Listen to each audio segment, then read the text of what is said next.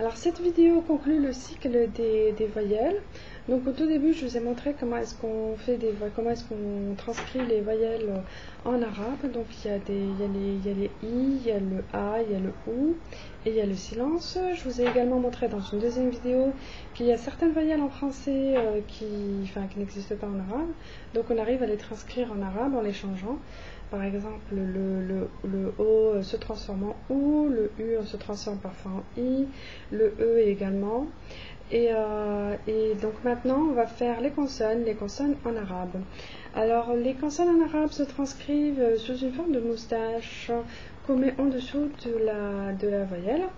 Donc, par exemple, je vous donne ces exemples-là que je vous ai préparés. Vous avez la petite moustache qu'on met en dessous du tiret vers le haut, ce qui veut dire le A. On peut la mettre en dessous du demi-cercle qui veut dire O et au-dessus du tiret vers le bas qui veut dire I. Par exemple, on va mettre Madonna. Madonna, on va mettre le M, le D, le N. Donc M, Ma, Do, Na. Avec la petite moustache au-dessus du N et en dessous du tiret. Donc vous avez également le deuxième exemple qui est celui de Hollywood. Alors Hollywood, on a mis la petite moustache en dessous du I, du L. Et addition, on a mis la petite moustache au-dessus du D. Et pomme, on a mis la petite moustache au-dessus du M. Et puis également le mot dessin, donc on a mis la petite moustache au-dessus du S.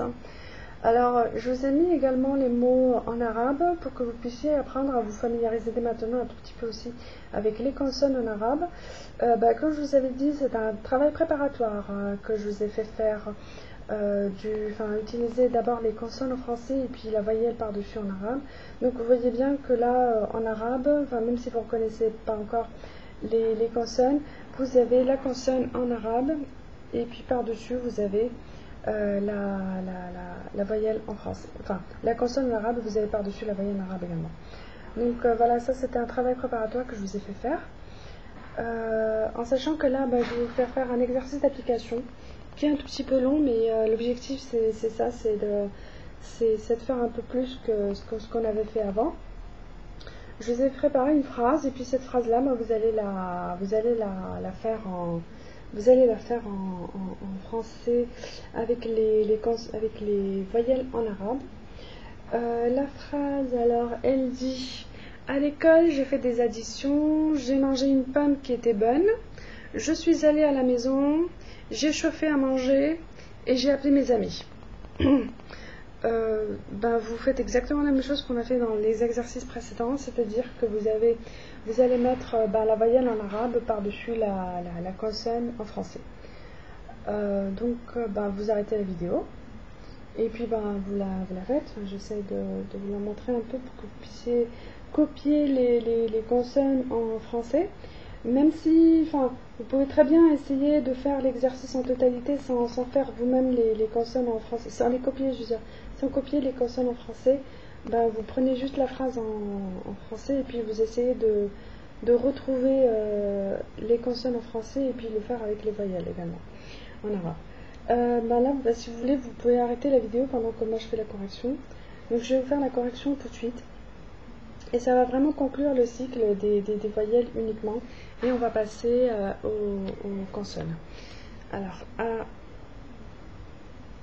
l'école, j'ai fait des additions.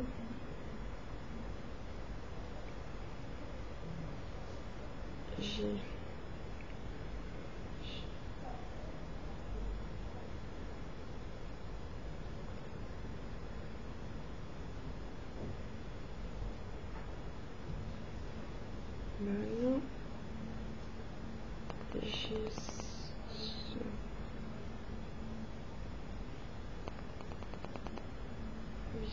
allé à la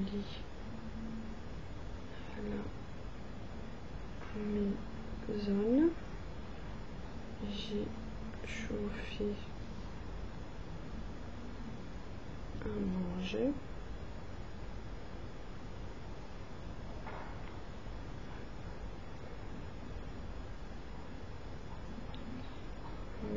ça, les amis. Alors, juste, je vérifie.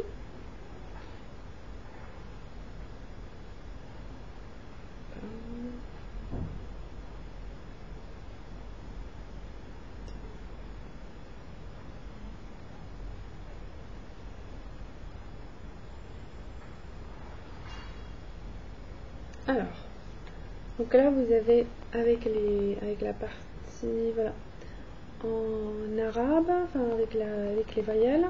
Donc à l'école j'ai fait à manger, enfin non pardon, j'ai fait des additions, j'ai mangé. Alors j'essaie juste d'ajuster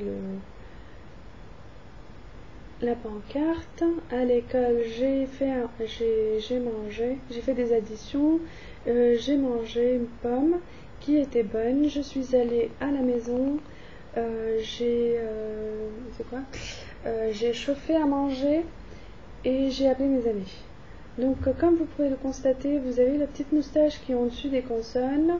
Donc, au niveau des additions, la pomme également, bonne. Et puis j'ai appelé. Donc au niveau d'appeler également.